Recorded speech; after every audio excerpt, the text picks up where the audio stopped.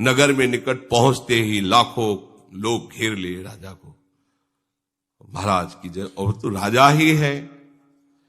महाराज बड़ा अनर्थ हो रहा है, ऐसा ऐसा, जो विरोधी भाव वाले थे।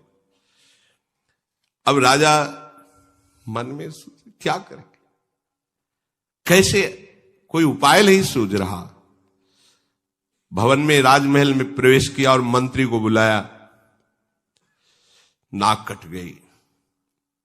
अब क्या हो, ये जो नाक वाले लोग हैं ना, ये बहुत परेशान होते हैं इसी में कि नाक कट गई।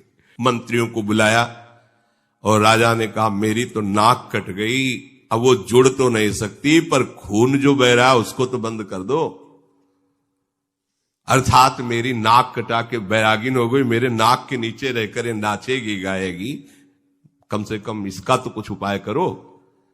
ये कैसे मरेगी? जब तक ये मरेगी नहीं तब तक नाक कटने के बाद जैसे खून बहता रहता वो हमें रोज जलन पैदा करेगी। अब उपाय किया गया, सिंह पिंजड़े में बंद किया गया। ला करके जैसी सलाह हुई थी ठीक संत निवास के दरवाजे पर पिंजरा सेट कर दिया गया।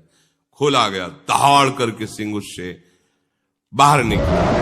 वही गुरु स्वरूपा दासी जोर से बोली रानी सिंह, क्योंकि जंगली सिंह। और उस समय वो ठाकुर जी की अर्चना कर रही थी, सेवा कर रही थी। सिंह जोर से आवाज दी। सिंह ने भी दहाड़ की। रानी ने कहा, जब उन्होंने कहा सिंह तो उन्होंने कहा सिंह नहीं नृसिंह। ये भक्त कभी अपनी भावना से तिल भर भी नहीं हटता। उस समय भगवान की अर्चना में लगी हुई थी। नेत्र प्रेम में डूबे हुए प्रभु का श्रृंगार कर रहे थे। जी कहा सिंह, उन्होंने कहा सिंह नहीं नृसिंह। और दृष्टि घुमाई, देखा बाल फटकारते हुए भयंकर रूप में कदम बढ़ाते आ गया। अहो अहो स्वागत है, धन्य भाग। प्रहलाद को जैसे कष्ट से निवारण करने के लिए आप आए, ऐसे ही आप कृपा करके मेरे समीप आए, धन्य भाग। आप तो चलकर मेरे पास आए।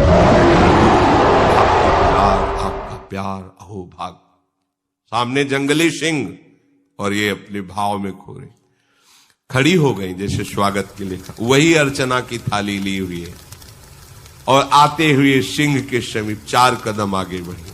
स्वागत है आप। ये छोटा सा बछड़ा नहीं होता, ऐसे सिंह नजदीक आके ऐसे रानी ने से दुलार किया। माला पुष्पों की